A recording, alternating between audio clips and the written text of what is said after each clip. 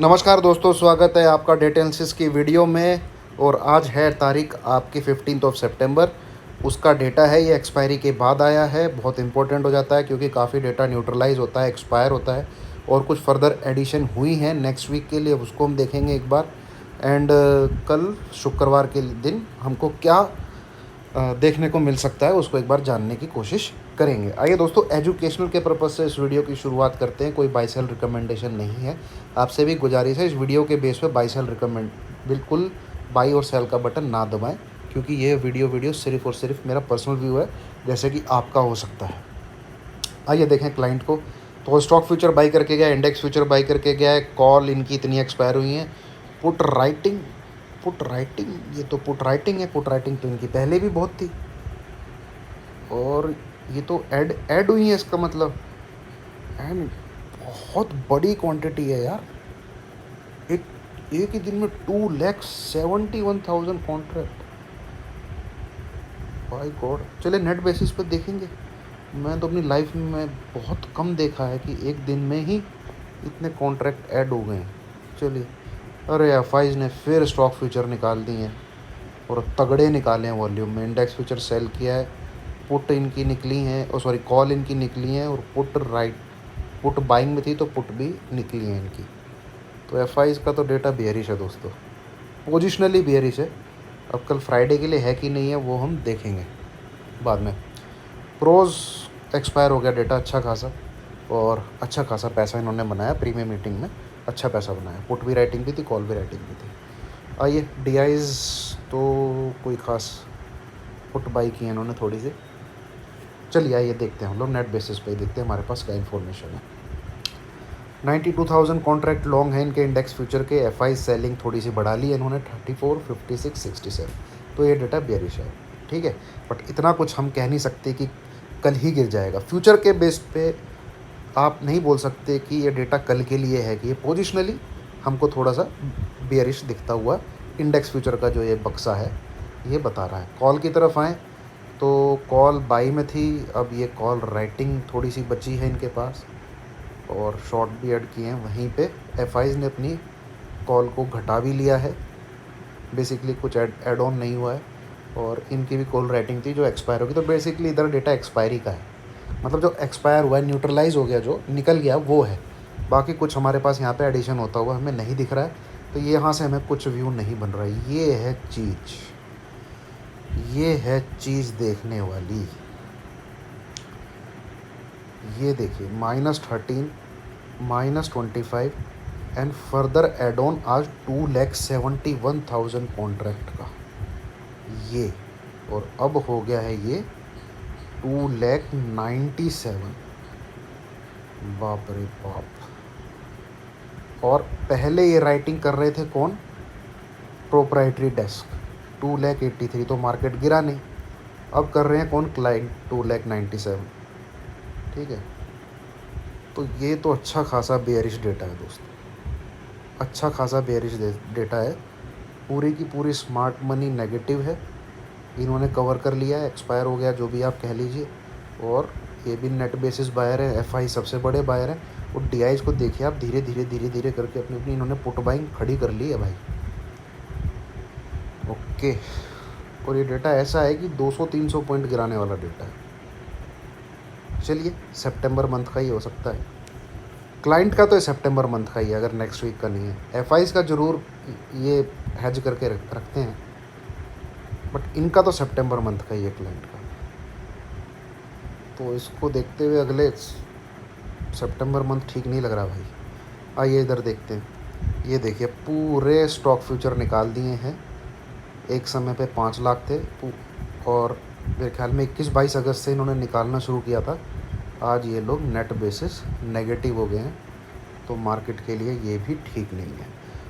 तो आइए दोस्तों, थोड़ा सा कंक्लूज़न निकालने की कोशिश करते हैं, और मैं आपको दिखाऊं, समझाऊं। देखिए, पिछले 10-12 दिनों का जो डेटा है उसमें एफआईज की पोजीशन के हिसाब से मार्केट लास्ट 2 दिन में ही चला है।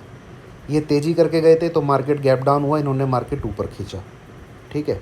और फिर ये टीवी वाले बहुत गाना गा रहे थे, आज मैं सुन रहा था कि रिटेलर की ताकत ये वो। भैया मैं आपको सीधा बता दूं, अपने यहाँ 3 से 4% ही लोग मार्केट में हैं और उनकी इतनी औकात नहीं है कि वो एफआईज और डीआई से मुकाबला कर सके। ठीक है, तो इन टीवी वालों के चक्करों में आके ना कि हम लोग बुल रन में और रिटेलर मार्केट गिरने नहीं देगा, बाई करता रहेगा, उसके पास बहुत पैसा है, बिल्कुल इस चक्कर में आ मत जाना। एफआईज अगर मार्केट को ठोकने लग गए, ठीक है, तो इतना पैसा नहीं है रिटेलर्स के पास कि वो इसको एब्जॉर्ब कर सके। ये सबसे पहली चीज़ मैं आपको क्लियर कर दूँ। अगर रिटेलर इतना ही ताकतवर होता तो भैया आईटीसी कभी आपको 160-150 का भाव नहीं दिखाता। हर एक रिटेलर के पास आईटीसी है, अब से नहीं 2 से 3 साल पहले से, हर एक रिटेलर के पास। आईटीसी कब बढ़ा? जब उसको म्यूचुअल फंड और एफआईज ने उसमें बाइंग शुरू करी, तब आईटीसी 200 से जाके 300 गया। ठीक है, तो मार्केट ऊपर नीचे करना, हाँ ताकत दिखती है, इसमें कोई दो राय नहीं है, बट ये बिल्कुल गलत बात है कि रिटेलर मार्केट गिरने ही नहीं देगा। दैट्स जस्ट नॉट पॉसिबल, ये इम्पॉसिबल चीज़ है। ठीक है, हम लोग बुल रन में चले जाएंगे, बुल रन में चले जाएंगे, भैया मार्केट का एक बिहेवियर होता है, मार्केट का एक टाइम साइकिल होता है, मार्केट उसके हिसाब से चलता है।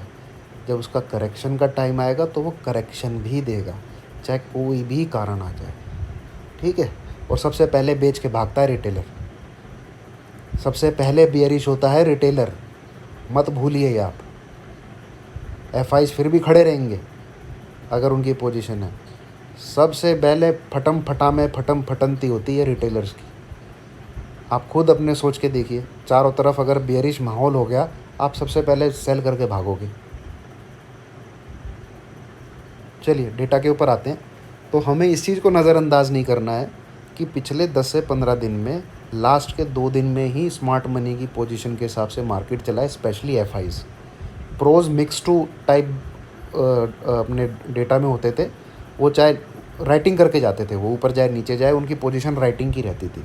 एक समय पे जब उन्होंने 17,800 900 की कॉल राइट करके रख रखी थी लास्ट वीक, तो इन्होंने मार्केट उसके ऊपर नहीं जाने दिया। अब इन्होंने पुट राइट करके रखी हुई थी ये ज़बरदस्त, तो इन्होंने मार्केट को 17,800 के नीचे नहीं जाने दिया। और क्लाइंट बुलिश होता था तो मार्केट ऊपर जाता था, उन्होंने दबा के पैसा कमाया। पर लास्ट के 2 दिन में एफआईज ने भी अपनी ताकत का मुशायरा किया है, या मुजाहरा क्या बोलते हैं उसको, वो किया है। और इन्होंने भी दिखाया गया है भैया कि हम साइड में अगर बैठे हुए हैं तो इसका मतलब ये नहीं है कि हम गेम में शामिल नहीं हैं। तो इन्होंने कल मार्केट खींचा, अपनी पोजीशन को काटा, सेल की पोजीशन बनाई। और आप ये बताइए, जो रिटेलर ने अगर बाई करके कल मार्केट को चढ़ा दिया, तो आज तो डीआई एफआई दोनों सेल करके गए, आज क्यों नहीं चढ़ा पाया रिटेलर मार्केट को? इट इज़ जस्ट कि निफ्टी 50 के स्टॉक में सेलिंग हो रही है कि नहीं हो रही है, एंड बाइंग हो रही है तो कहाँ हो रही है, ये फ़र्क है। ठीक है, तो आज इन्होंने मार्केट को गिराया क्योंकि कल इनकी पोजीशन नेगेटिव थी, तो इनकी पोजीशन दोबारा से नेगेटिव है। तो कुल मिला के बात आती है कि ये जो क्लाइंट यहाँ पर राइट करके गए हैं, तो इनके हिसाब से मार्केट चलता है तो 17,800 नहीं टूटना चाहिए, सबसे पहली चीज़। दूसरी चीज़, भैया अगर ये कमज़ोर प्लेयर हैं और इनको रगड़ना चाहते हैं एफआईज, तो 17,700 अगर ब्रेक हुआ, 17,700 ब्रेक अगर हुआ, उसके नीचे मार्केट टिका नेक्स्ट 3 से 4 दिन के अंदर अंदर, तो 17,500 आते हुए देर नहीं लगेगी। बहुत ज़बरदस्त पुट राइटिंग है 17,700 पे, ये चीज़ आप दिमाग में डाल के रखिएगा, सिंपल। ठीक है, तो ये है डेटा।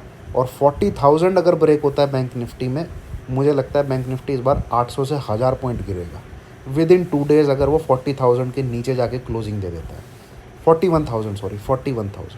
तो ये है डेटा दोस्तों। मार्केट में ये जो लेवल मैंने बोले हैं, तो ही सेल की पोजीशन क्रिएट करनी है। ये लेवल नहीं ब्रेक होते हैं तो कोई सेल की पोजीशन नहीं क्रिएट करनी है। आप चुपचाप इंट्राडे बेसिस, मैं टेलीग्राम पे पोस्ट डालता रहता हूँ, उसके हिसाब से ट्रेड करते रहिए। पिछले 4-5 दिन में each and every trade, each and every view आपको 40, 50, 60 पॉइंट मिनिमम दे ही रहा है। निफ्टी में और बैंक निफ्टी में 200-250 पॉइंट आराम से मिल जाते हैं जब मैं उसका ट्रेड डालता हूँ 1 से 1.5 घंटे के अंदर। ठीक है, चलिए, थैंक यू वेरी मच।